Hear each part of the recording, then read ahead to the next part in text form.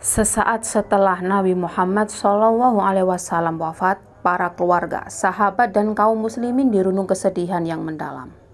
Sama halnya dua sahabat terdekat Rasulullah, yakni Umar bin Khattab dan Abu Bakar As-Siddiq radhiyallahu anhu. Setelah mendengar kabar wafatnya Rasulullah, Umar hanya berdiri mematung. Umar disebutkan seperti tidak sadar dan berkata, "Sesungguhnya beberapa orang munafik beranggapan bahwa Rasulullah SAW akan meninggal dunia. Sesungguhnya beliau tidak meninggal dunia, tetapi pergi dari kehadapan Rabb-Nya, seperti yang dilakukan Musa bin Imran yang pergi dari kaumnya selama 40 hari, lalu kembali lagi kepada mereka setelah beliau dianggap meninggal dunia. Demi Allah, Rasulullah SAW benar-benar akan kembali.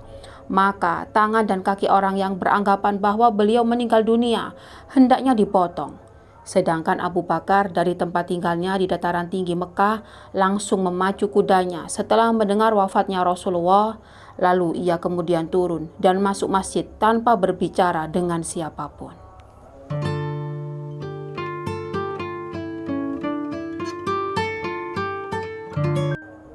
Assalamualaikum warahmatullahi wabarakatuh. Diketahui Nabi Muhammad SAW lahir di kota Mekah pada hari Senin 12 Rabiul Awal pada tahun 571. Beliau mempunyai ibu bernama Aminah dan ayahnya bernama Abdullah. Tahun tersebut juga disebut sebagai tahun gajah, yakni tahun ketika pasukan gajah di bawah pimpinan Abraha, Habasyah tengah menyerang kota Ka'bah kala itu. Allah Subhanahu wa Ta'ala pun menghentikan aksi mereka dengan segala kebesarannya. Burung ababil pun datang menjatuhkan batu-batu untuk mendatangkan wabah penyakit. Kisah kelahiran Nabi Muhammad ini ada di dalam surat Al-Fil yang memiliki arti tahun gajah. Rasulullah lahir di masa ini dan dibesarkan sebagai anak yatim karena ayahnya Abdullah telah meninggal dunia sebelum usianya genap 3 tahun. Semasa kecilnya, akhirnya dibesarkan oleh kakeknya yang bernama Abdul Muthalib. Pada saat Nabi Muhammad lahir, seorang ibu bernama Halimah Sa'diyah dengan ikhlas mau menyusui Muhammad meski ASInya kala itu tidak keluar. Namun, karena keikhlasan, Halimah pun diberi balasan oleh Allah kala itu. Karena setelah itu air ASInya keluar dengan deras. Nabi Muhammad dilahirkan dalam keadaan yatim di rumah Abu Thalib. Semasa kecilnya, Rasulullah tumbuh dan menjalani kehidupannya seperti pada anak umumnya. Adanya tradisi Quraisy pada zaman dahulu, pada hari ke-18 membuat ibunya harus menyembunyikannya di pedalaman. Tradisi orang Quraisy tersebut membuat Nabi Muhammad tidak bisa merasakan kasih sayang ibunya sampai berumur 8 hingga 10 tahun. Hal ini justru membuat berada di bawah asuhan Halimah binti Sa'diyah selama 3 tahun. Kemudian Rasulullah menjadi anak yang tanggap, bersikap baik dan cerdas pada masanya. Pada masa remaja, Nabi Muhammad terjaga dari perbuatan merugikan kawan sekitarnya. Sampai suatu ketika, sang Rasulullah pun bercerita 2 kali duduk saat mendengarkan pesta perkawinan di zaman jahiliyah. Lalu Allah justru menutup telinganya sampai tertidur dan terbangun esoknya. Setelah itu aku tidak pernah lagi berniat mengikuti perbuatan buruk. Hadis riwayat Tabrani. Muhammad yang menginjak usia 20 tahun di Mekah yang bertepatan peristiwa Harbul Fijar antara kabilah Quraisy melawan Qais dan Ailan. Nabi Muhammad menjelang dewasa lalu membuat semakin menekuni dunia bisnis. Nabi pun berdagang dengan kawan terbaiknya, yakni Shu'aib bin Abi Shu'aib. Kemudian barulah pada saat berusia 25 tahun, Rasulullah menjalin kerjasama bisnis bersama wanita kaya raya, yakni Siti Khadijah. Perkenalan Muhammad dengan Khadijah memang berawal dari dunia perniagaan. Perempuan ini biasa membiayai khalifah perdagangan Mekah ke Suriah untuk nanti membagi keuntungan bersama mitranya. Hal ini menjadi alasan bagi mereka berdua dalam melakukan perjalanan dagang tersebut. Sejarah hidup Nabi Muhammad SAW menceritakan berbagai tanda kerasulan yang sudah terjadi sejak beliau masih anak-anak. Kemudian banyaknya kegiatan perdagangan yang melibatkan mereka berdua membuat Khadijah merasa kian tertarik. Perempuan ini akhirnya mengutus seorang hambanya, yakni sahabatnya sendiri yang bernama Nafisah binti Umayyah, untuk menyampaikan keinginannya, yakni melamar Muhammad. Kemudian Rasulullah pun menyampaikan kabar gembira ini kepada paman-pamannya. Salah satunya yakni Hamzah bin Abdul Muthalib lantas mendatangi rumah Walid bin Asad dengan Muhammad untuk melamar Khadijah. Maka menikahlah mereka berdua ketika sang Nabi berusia 28 tahun dan Khadijah kala itu yang berusia 40 tahun. Sebelum menjadi Rasul, Nabi Muhammad sudah mendapatkan beberapa karunia istimewa dari Allah seperti wajahnya terlihat bersinar terang dan bersih. Hal ini nyatanya menjadi pertanda kebesaran Allah yang menandakan akan datangnya Nabi terakhir dengan kedudukan tertinggi sampai akhir zaman. Nabi Muhammad mendapatkan sebuah mimpi ketika malaikat Jibril menghampirinya. Rasul pun sedang menyendiri di dalam gua Hira, tepatnya di samping Jabal Nur. Kemudian turunlah wahyu pertama yang ia bawakan dari Allah, yakni surat Al-Alaq ayat 1-4. Kala itu Nabi Muhammad akhirnya memulai dakwanya secara terang-terangan pada keluarga paling dekat, yaitu kalangan Bani Hashim. Hanya Ali bin Abu Thalib yang mau menerima dan memutuskan untuk beriman kepada Allah. Sementara Abu Thalib ikut melindungi Rasul saat berdakwah. Dakwah secara terang-terangan ini selalu mendapatkan pertentangan oleh kaum Quraisy. Bahkan beberapa orang menuduh sang Rasul ini gila dan melemparkan kotoran ke tubuh Nabi. Abu Jahal dan Abu Lahab sebagai pamannya bahkan juga ikut menentang Rasul selama berdakwah. Bersama dengan kaum kafir Quraisy lainnya, Abu Jahal dan Abu Lahab menentang dakwah Rasulullah kala itu. Keduanya bahkan sempat mengintimidasi pengikutnya agar meninggalkan sang Nabi. Mereka khawatir jika ajaran Nabi Muhammad itu sesat dan hanya bisa merusak agama nenek moyang, yakni menyembah berhala. Banyak dari kaum Quraisy yang mencoba segala cara untuk membunuh Nabi Muhammad kala itu. Mereka juga memberikan uang tebusan pada Abu Thalib agar membiarkan Rasul wafat. Rencana pembunuhan ini pun sering melibatkan orang luar agar tidak memecahkan perang antar saudara satu sama lain. Kemudian memasuki zaman Rasulullah, tepatnya di tahun pertama di Madinah, Nabi dan sahabatnya serta kaum muhajirin masih menghadapi usaha untuk tetap bertahan hidup. Hal ini karena tidak semua dari mereka merupakan orang berkecukupan kecuali Utsman bin Affan. Kondisi kaum muslimin yang sudah mulai sejahtera di tahun kedua Hijriah, barulah muncul perintah untuk zakat. Nabi Muhammad akhirnya langsung mengutus Mu'adzin Jabal untuk menjadi qadhi di Yaman. Rasul pun memberikan nasihat kepadanya agar menyampaikan pada ahli kitab tentang hal ini. Kemudian asal mula adanya sebuah perintah kurban di masa Rasulullah. Kala itu Nabi Muhammad melaksanakan perintah kurban ketika sedang melakukan haji wada di Mina. Saat itu Rasulullah menyembelih sebanyak 100 ekor unta. Beliau melaksanakannya sendiri pada 63 ekor, sementara sisanya ia serahkan kepada Ali bin Abi Thalib. Penyembelihan ini Nabi Muhammad lakukan setelah melaksanakan sholat Idul Adha. Perintah ini pun sudah ada di dalam surat Al-Hajj ayat 36 mengenai jenis hewan yang bisa umat muslim jadikan sebagai kurban. Kala itu, Nabi Muhammad telah menunjukkan tanda-tanda perpisahan ketika beliau sedang melaksanakan haji wada. Dan setelah itu kesehatan sang Nabi pun sudah mulai menurun. Awal bulan Safar tahun 11 Hijriah, Rasulullah pergi ke Uhud. Beliau sholat atas orang-orang yang mati syahid seperti orang yang hendak berpisah dengan orang yang masih hidup dan orang yang sudah meninggal. Saat itu beliau naik ke atas mimbar dan berpidato. Sesungguhnya aku lebih dahulu meninggalkan kalian karena aku menjadi saksi atas kalian. Dan demi Allah, aku benar-benar akan melihat tempat kembaliku saat ini. Aku telah diberi kunci-kunci gudang dunia atau kunci-kunci dunia. Dan demi Allah, aku tidak takut kalian akan musyrik sepeninggalku. Tetapi aku takut kalian akan bersaing dalam masalah ini. Kemudian, tepat hari Senin tanggal 29 Safar tahun 11 Hijriah, sepulangnya Nabi Muhammad SAW dari Baqi, dalam perjalanan beliau mengeluh sakit di kepala dan suhu tubuhnya meningkat. Nabi Muhammad mengalami sakit selama beberapa hari. Pekan terakhir masa sakit beliau memutuskan untuk pindah ke rumah istri kesayangannya, yaitu Sayyidina Aisyah radhiyallahu anhu. Tepat 5 hari sebelum wafat, suhu tubuh pada beliau semakin tinggi. Lalu beliau bersabda, "Guyurkan air dari manapun ke tubuhku agar dapat menemui orang-orang dan memberikan nasihat kepada mereka." Setelah merasa agak ringan, beliau pun masuk ke dalam masjid dengan kondisi kepala yang terikat. Lalu beliau duduk di atas mimbar dan berpidato di hadapan orang-orang yang duduk di hadapan beliau. Kemudian hari Kamis, tepat 4 hari sebelum kepergiannya, sakit yang diderita oleh Nabi Muhammad tidak kunjung membaik. Di tengah sakitnya, sang Nabi Muhammad tetap mengimami sholat 5 waktu. Namun menjelang sholat Isya, kondisi Nabi Muhammad semakin bertambah parah, sehingga beliau tidak sanggup lagi untuk pergi ke masjid, dan beliau meminta Abu Bakar As-Siddiq untuk menggantikannya sebagai imam. Di detik-detik terakhir, Sayyidina Aisyah menarik tubuh Rasulullah ke pangkuannya. Sayyidah Aisyah mengatakan bahwa ini adalah limpahan nikmat yang telah Allah Subhanahu wa Ta'ala berikan kepadanya. Karena Rasulullah meninggal pada saat hari gilirannya, berada di rumahnya dan berada dalam rengkuhan dadanya.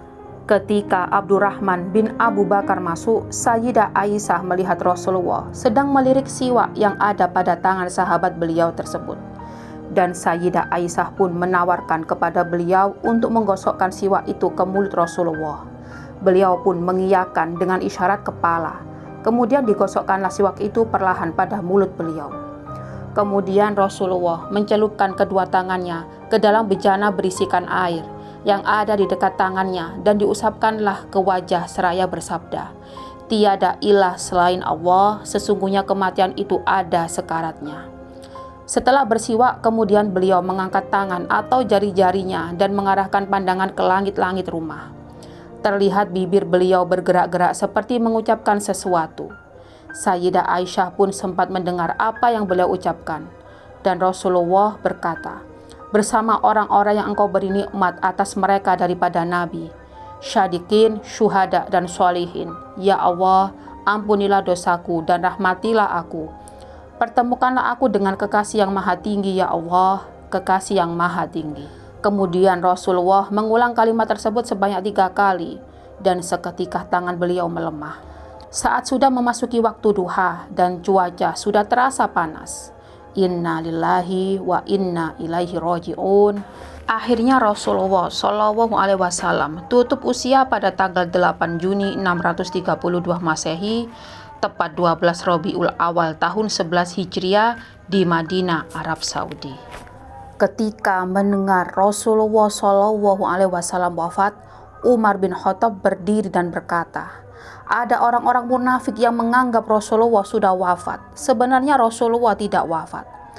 Beliau hanya pergi menemui Tuhannya seperti kepergian Musa bin Imran. Musa meninggalkan kaumnya selama 40 malam, lalu kembali kepada mereka setelah dikatakan bahwa ia wafat. Demi Allah, Rasulullah pasti akan kembali seperti Musa juga. Lalu aku akan memotong tangan dan kaki orang-orang munafik yang menganggap beliau sudah wafat."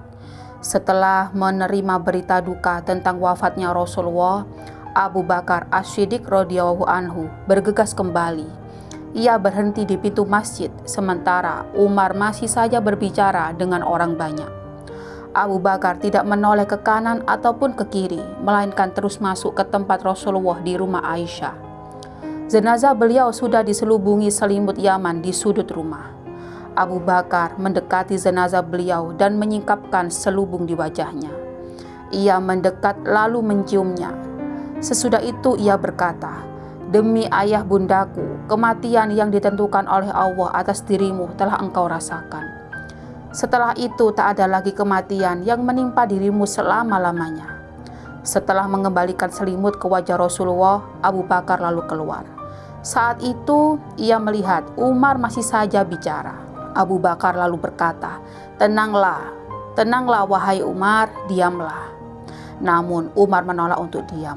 Ia terus saja meracau. Melihat Umar tak bisa dihentikan, kemudian Abu Bakar menghadap ke orang-orang. Saat orang-orang mendengar suara Abu Bakar, mereka pun berpaling kepadanya dan meninggalkan Umar.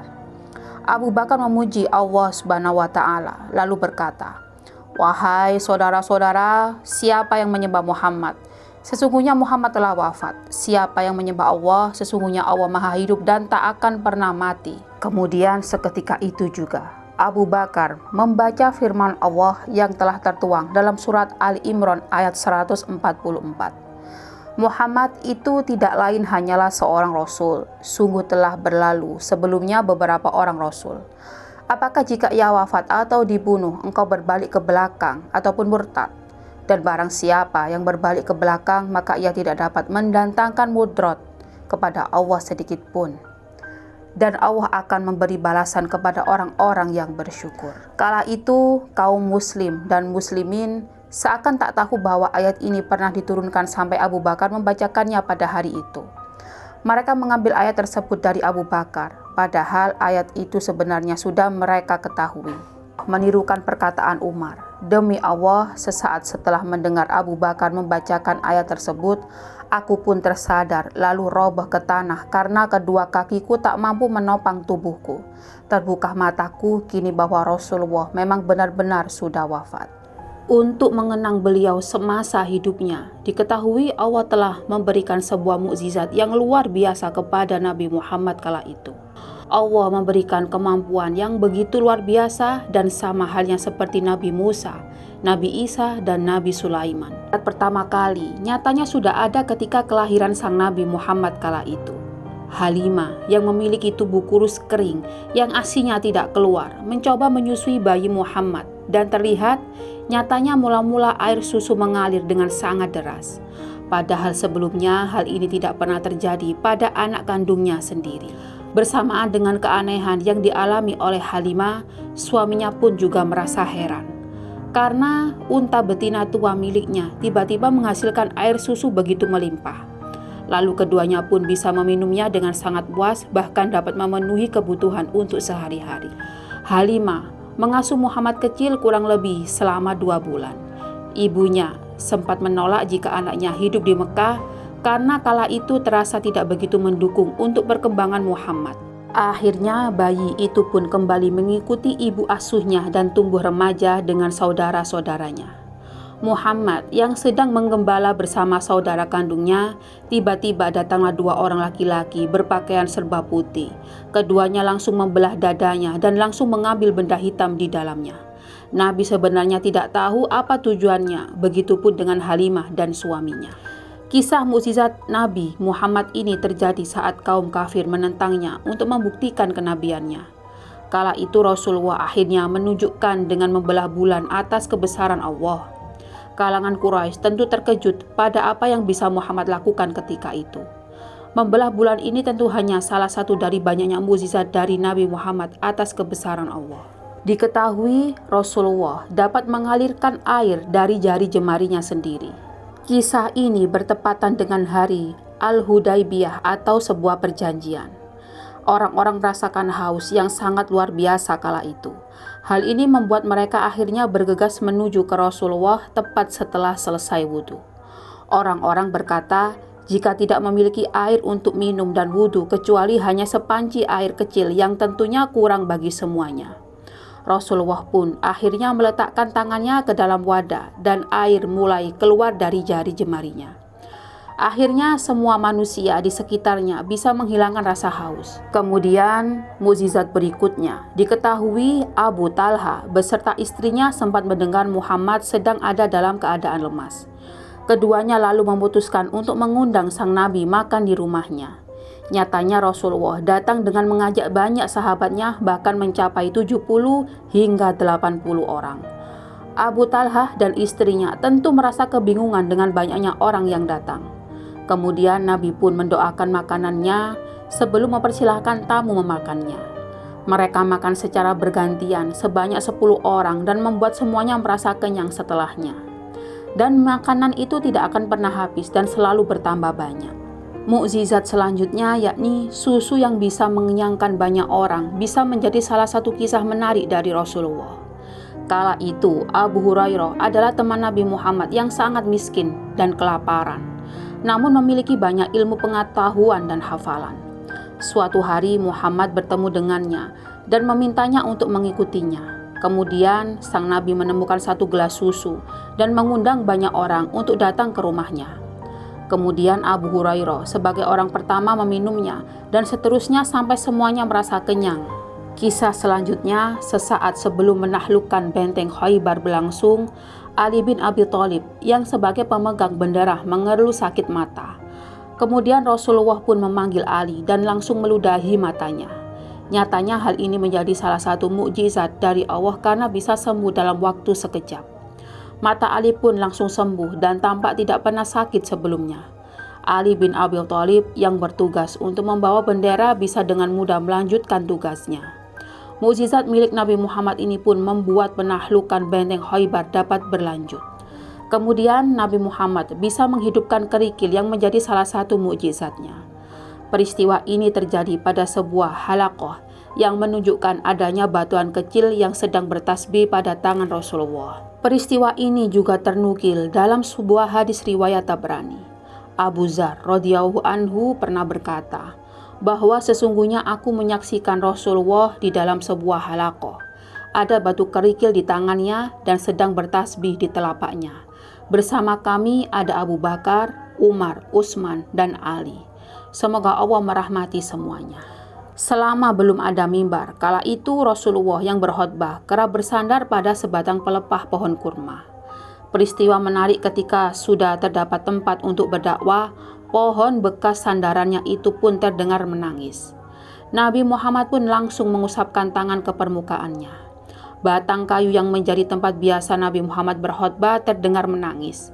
Orang-orang terdahulu mendengarnya bagaikan unta sedang melahirkan, sehingga terasa sangat menyakitkan. Rasulullah pun datang menghampirinya untuk meletakkan tangan, kemudian terdiam. Mukjizat selanjutnya yakni ada peristiwa Isra Mi'raj. Peristiwa Isra Mi'raj menjadi momen yang paling penting dalam sejarah umat Islam lantaran Rasulullah menerima perintah melakukan sholat 5 waktu. Isra artinya perjalanan di malam hari, sementara Mi'raj berarti tangga. Hal ini merujuk ke kisah Nabi Muhammad dari bumi menuju langit sampai Sidratul Muntaha. Isra Mi'raj bermula ketika malaikat Jibril mendatangkan buraq sebagai kendaraan Nabi yang super cepat berupa hewan putih dengan 2 sayap di antara kakinya. Rasulullah lalu menaiki dari Masjidil Haram ke Baitul Maqdis. Kisah ini memiliki banyak pertemuan antara Muhammad dengan nabi-nabi sebelumnya. Nabi Muhammad mendapat utusan pada zaman orang-orang yang ahli untuk fasih berbahasa, sastra, dan bersyair secara alami. Kemudian Rasulullah akhirnya membawa Al-Quran kepada mereka demi memudahkan pemaknaan. Mukjizat ini menjadi paling utama bagi Muhammad dari Allah Subhanahu wa Ta'ala. Dalam Al-Quran sendiri sudah dijelaskan bahwa mukjizat dalam bentuk kitab hanya ada 4 nabi dan rasul. Keempatnya adalah Musa alaihissalam, Daud alaihissalam, Isa alaihissalam, dan Muhammad SAW. Sekaligus Al-Quran menjadi paling terakhir dan abadi sepanjang zaman, sementara sebelumnya tidak berlaku ke masa berikutnya.